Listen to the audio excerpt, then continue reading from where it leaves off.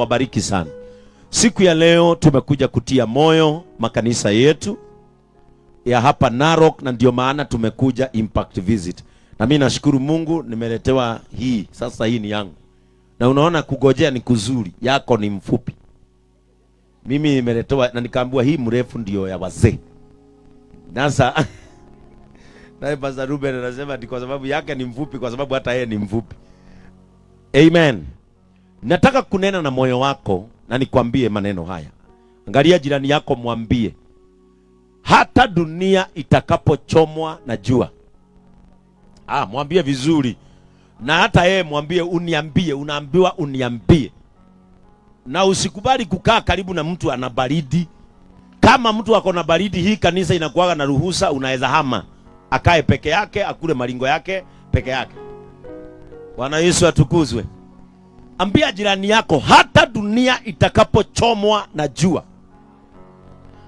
mwambie Mungu atakupatia umande wa mbinguni. Hebu mwangalie, umwambie kuanzia leo neema inayoachiliwa hapa itafanya uvune hata wakati wa kiangazi. Bwana Yesu atukuzwe. Hata wakati kutakuwa kubaya, wewe hautasema ni kubaya, utasema Mungu ni mwaminifu. Tunakutoa level ya kucomplain, tukuweke katika level ya kusema Mungu ni mwaminifu. Bwana Yesu atukuzwe. Leo nataka niachilie imani. Imani juu ya wachungaji. Imani juu ya washirika. Ya kwamba wacha nitoe hii. Abia mwingine sasa nikutaza. Bwana Yesu atukuzwe. Nataka niachilie neema Narok, ya kwamba hata wakati kutakuwa na kiangazi, wewe hautaongea lugha inayoongewa na dunia. Hapana, wewe ni mtu wa Mungu. Wewe ni mtoto wa imani. Hata wakati dunia itachomwa na jua, umande wa mbinguni utakuja, and in your season in and out hautakosa mavuno. Bwana Yesu atukuzwe. Unajua wa Kristo, sisi Mungu wetu sio mganga. Bwana Yesu atukuzwe. Kuna watu wamepackage Mungu anakaa mganga. Pana, what operates in the kingdom is your faith.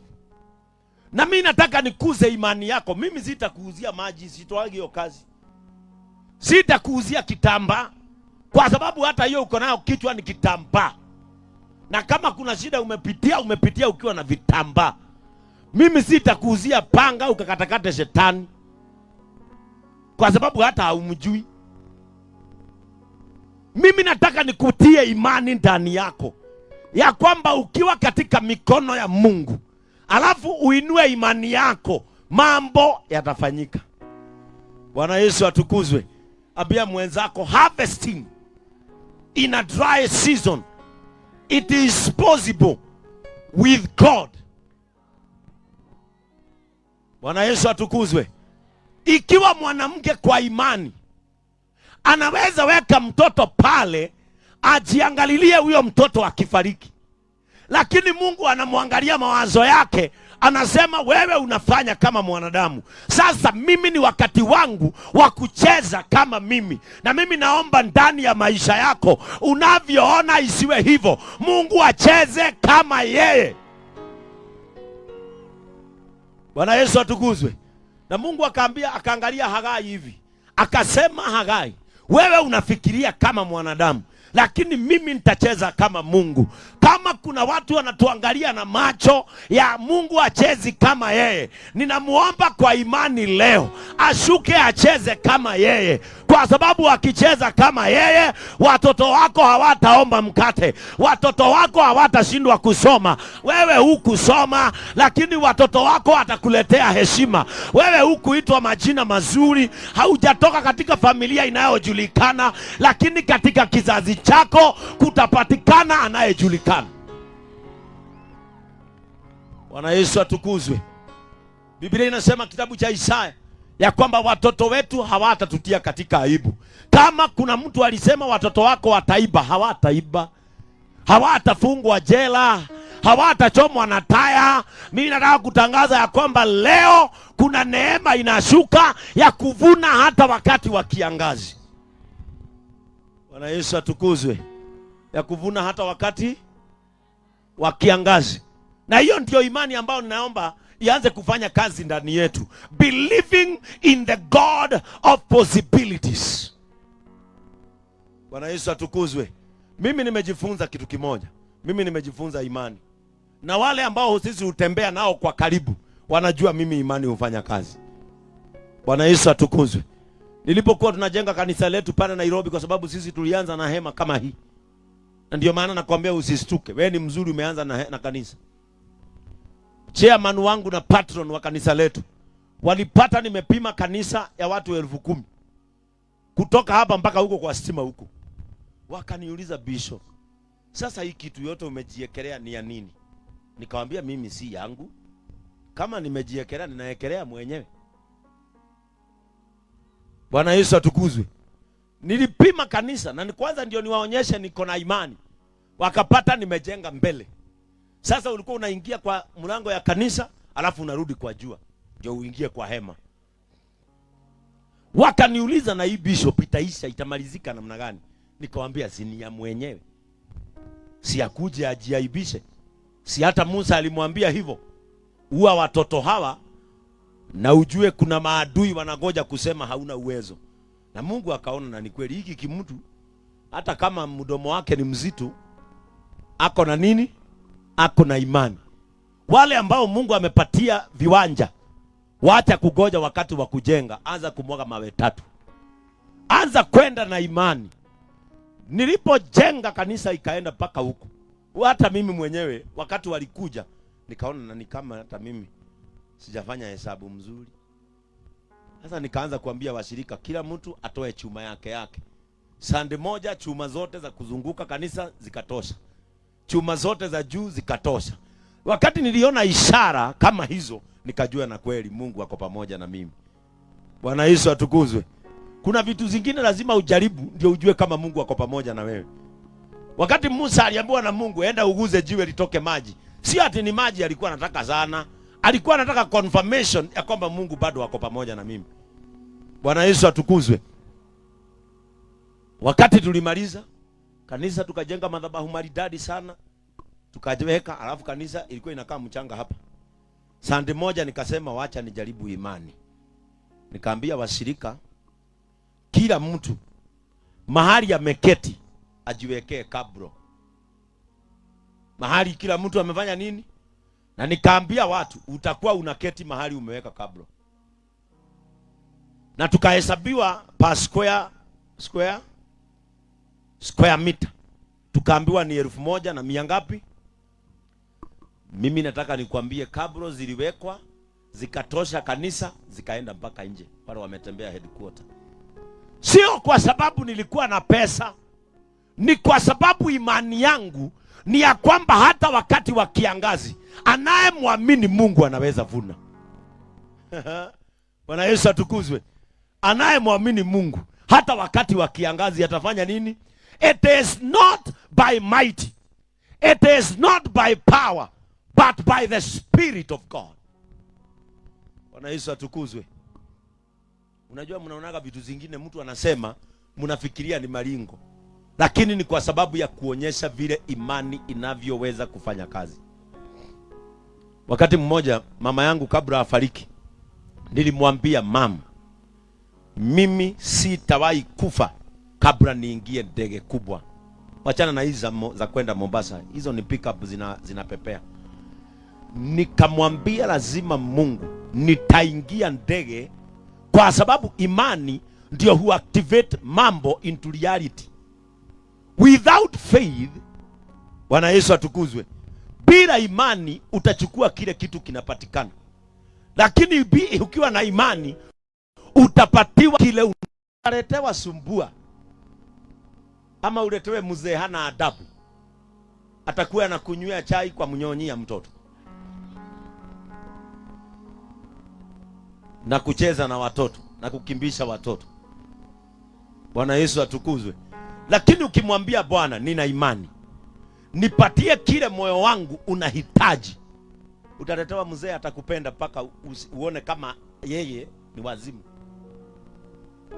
ama upewe kitinda mimba kama mimi. Mimi ni kitinda mimba. Saa zingine huyu anaweza fikiria ninampenda, akiona nalia. Sio kumpenda, ni kumisi mzazi. Sisi vitinda mimba, hata sisi tunakuanga sumbua. Unaona bwana yako analia mpaka unaambia wa mama, bwana yangu analianga akiniangalia. Sio wewe, ana miss mama yake, ni kitinda mimba. Bwana Yesu atukuzwe. Usipokuwa na imani utaambia Mungu, sasa nimezeeka, nimefikisha 40 bwana, na Mungu sina mtoto na sina bibi, we tu nipatie kitu chochote. Mungu atakuletea kebamba keusi. Tule tu hatushikangi mafuta kwa uso, kata kukimbisha kama baisikeli ya kuibwa. Lakini ukiambia Mungu, mimi nina imani, na kama nina imani nipatie ninachohitaji. Bwana Yesu atukuzwe. Wakati tulikuwa tunasoma, mimi singedhani, na wacha nikwambie, kama unaamini Mungu, ninaomba akupeleke mahali hujawahi fikiria kwa mawazo yako. Hebu imagine, mimi nimefanya kazi kwa redio miaka 17. Na redio haikunipeleka ng'ambo. Redio, na ujue huko ndio kuna majina zinajulikana. Nikafanya kazi, nikajua marafiki wengi, lakini hakuna kitu hata kimoja kiliniweka ndege. Lakini wakati niliamua kumtumikia Mungu, wachungaji, hii kazi mnayofanya inaweza onekana kama si ya maana, lakini siku moja kuna mahali itakupeleka na utaambia Mungu asante kwa sababu imefanyika nikiwa katika huduma. Nilipoanza JCM miaka 3 iliyoisha, Mungu akatusaidia tukapata makanisa, na hata makanisa hayo yamenituma salamu zako. Bishop Anthony Kimani na mke wake Reverend Faith wakiwa kule Uingereza wameniambia nikusalimie. Bwana Yesu atukuzwe. Wakati neno la Mungu lilianza kufanya kazi ndani yangu, because the word of God is your light, it is your path and it is the way. Na kama unalijua litakuonyesha njia. Ile ndege singewekwa na kazi inayojulikana, niliwekwa ndege kwa sababu ya neno la Mungu. Tukaanza makanisa kule nje. Bishop Kimani na Reverend Jane Moita wakaandika barua ya kwamba huyo mtu aliye Kenya ndiye askofu wa makanisa yetu, apewe visa aje atutembelee na abariki makanisa yake. Tukaenda na Ndungu my PA huyu, na Ndungu uanze kuhubiri, kwa sababu tulienda kutafuta visa yangu, hata haikumaliza wiki ikatoka yake mpaka leo. Huyu ndugu aanze kuhubiri sasa yake mpaka leo. Na mwezi wa 7 tunarudi huko na Reverend Joy.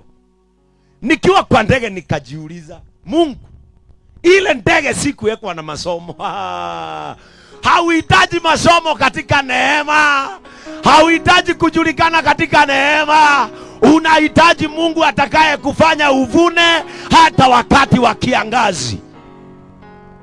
Bishop, nitaenda aje huko na mimi sijui hata kuongea Kizungu. Hata mimi sikuwa najua kuongea Kizungu vizuri nikienda huko. Nilikuwa nasikiza wazungu wakiongea, wakiniongelesha, hello, thank you so much for visiting United Kingdom. Na nasahau ni mzungu, na muuliza ate I'm sorry, can hear that. Oh, sorry. Namwambia pardon, kwa sababu mwalimu nilikuwa nasikia kama hajasikia vizuri anaambia mtu pardon. Neema itakupeleka mahali elimu haitawahi kupeleka. Neema itakupeleka mahali miguu yako haiwezi fika. Hiyo neema nimeachilia ikubebe katika jina la Yesu. Nikiwa kwa ndege nimeketi tu pale, naye Mungu akanisaidia. Dada yangu mwingine anaitwa Wanja akanilipia ndege first class. Ile ni kitanda, unafungua kitanda, uko na TV yako, uko na headphones zako. Bwana Yesu atukuzwe. Alafu kwa sababu kamlango yangu na yake ilikuwa imekaribiana, nilikuwa nafungua na chungulia vile anafanya. Akiniuliza utaitisha chakula, namwambia niletewe kama zako. Anafikiria ni zake nimetaka, lakini kwa sababu yeye amesafiri sana. Bwana Yesu atukuzwe. Yaani mzungu anakuja ananiambia hello sir, sir. Hello sir. Mzungu waliopiga babu yangu ndio sasa wananiletea chakula kwa ndege. Wala walipiga babu yangu. Wacha nikwambie, Mungu anaweza kukuinua, akuweke level hata wewe mwenyewe haujawahi jua, kwa sababu unaamini katika Mungu ambaye huleta mavuno hata wakati wa kiangazi. Kama kuna kiangazi cha masomo, Mungu atumie neema kukuinua. Kama kuna kiangazi cha kutoka katika familia, isi kiangazi imani. Nataka nikubadilishe mawazo. Nataka nikubadilishe mawazo. Nikwambie, it is never late being in faith. Na haujachelewa. Hapa kuna wamama wanaona miaka yao imesonga. Haijalishi miaka kusonga, hiyo ndege utawekwa na watoto wako. Hiyo ndege utawekwa na watoto wako. Watakwambia mama yetu ulituzaa, naye Mungu ametufanya. Ingia kwa hii ndege mama yangu, na hiyo neema nimeiachilia pia ikubebe. Bwana Yesu atukuzwe. Yaani naenda airport, kushuka Heathrow, nakuta vile wa Kenya wamenigojea, nashindwa kwani mimi ni nani? Kwani mimi? Ushaiona mavitu mpaka unaambia Mungu ikuwe ni ndoto. Lakini nao ikiwa ni ndoto nitasikia kama nitakuwa wazimu. Bagi yangu inabebwa, nikabebwa na gari. Inaitwa Aston Martin. Hiyo Kenya hakuna. Nikabebwa, nikapelekwa, alafu nikalala hoteli ya Queen Elizabeth, inaitwa Royal Court kule kule Uingereza. Nguo zangu zinavuliwa na wazungu. Nilikuwa nasikia kwa mlango, good morning sir, do you have some laundry? Kai. Alafu kule hakuna uchafu. Nilikuwa naomba Mungu sinipate mahali kuna matope, nikalie wazungu waoshe matope. Walitesa babu yangu na wakamkimbisha baba yangu sana. Bwana Yesu atukuzwe. Ninataka kutangaza hivi katika jina la Yesu, kile ambacho kwenu hauna ni wewe utaleta. Kile ambacho hakijawahi kuingia kwenu wewe leta. Na kwa sababu JCM huu ni mwaka wetu wa expansion, Mungu akupanue katika jina la Yesu. Pokea kile unafikiria huwezi pokea. Pata hata gari. Usalimiaga watu na honi. Pip. Wanakwambia habari yako. Pip, pip. Unajua huyu Mungu, wacha nikwambie, you don't need money to approach the throne of mercy. You need faith. Unahitaji imani. Na hiyo imani inafanya kazi, wapendwa. Bwana Yesu atukuzwe. Alafu sasa nikafika kule, nikaenda kuhubiri kanisa. Ile kanisa nilienda ni wazungu. Sasa nikashindwa hapa kutaenda namna gani. Nikaambia Roho Mtakatifu, nataka neema ya kizungu. Nataka neema. Ikiwa mitume wa Yesu alipotokelezea Pentekosto waliongea lugha ambazo hawakuwa wanajua, nikaambia Mungu mwenye hiyo lugha, sasa nipatie kizungu. Nikapanda pale juu, nikasema hallelujah, praise the name of the Lord. Nikasikia inakuja. Ni vizuri una test.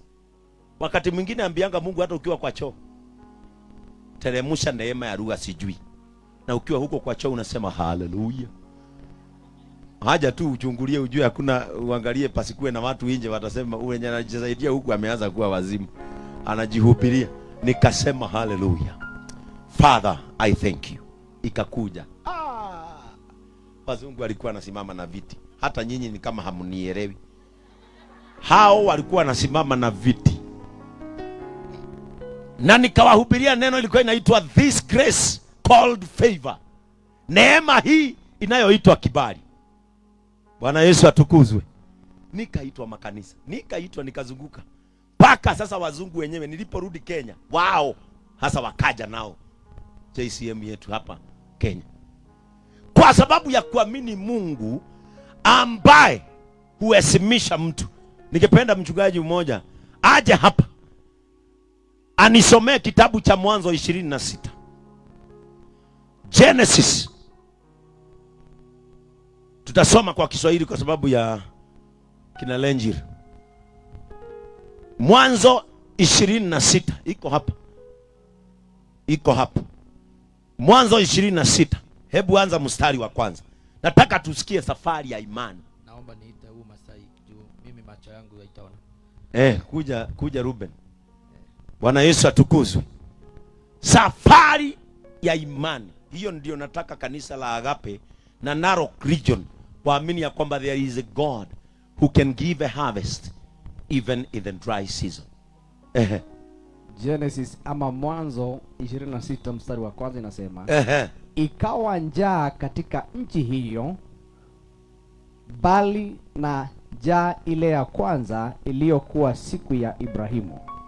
Isaka akamwendea Abimeleki mfalme wa Wafilisti huko Gerari.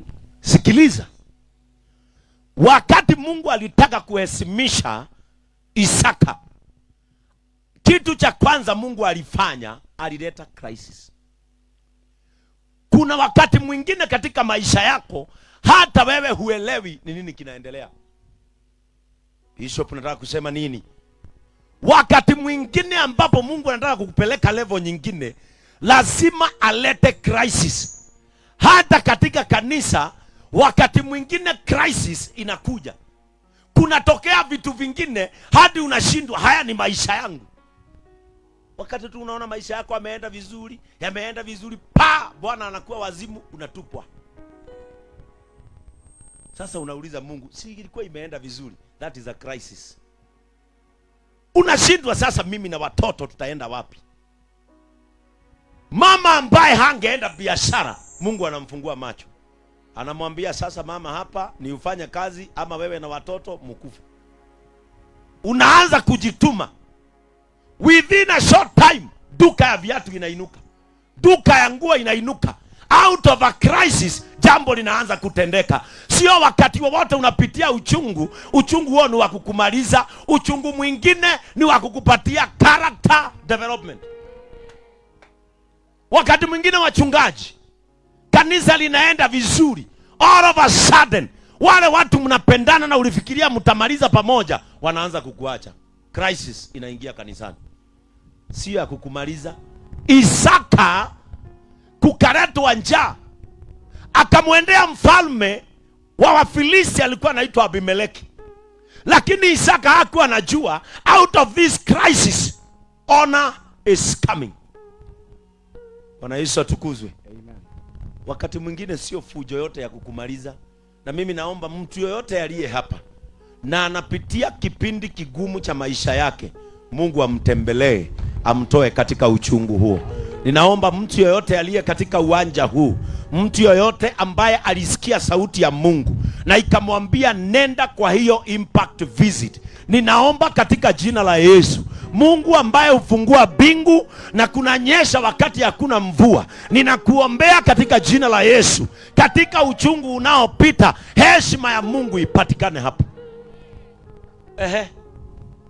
Bwana akamtokea akasema, usishuke kwenda Misri, kaa katika nchi nitakayokuambia. Mungu akaanza kuongelesha Isaka, akamwambia ninajua njaa ikikuja watu hupotea. Akamwambia sitaki upotee hapa, lakini ile nchi nitakuamuru, hapo ndio nataka uende, mahali mimi mwenyewe nitasema. Mungu this is my prayer. Hili ni ombi la moyo wangu, ya kwamba Mungu ataongoza miguu yako aipeleke mahali anataka wewe uwe. Na kama baraka yako haiko Narok, Mungu akusumbue paka utoke Narok uende mahali baraka yako iko. Kwa sababu kuna vile wewe unataka na kuna vile Mungu anajua. Bwana Yesu atukuzwe.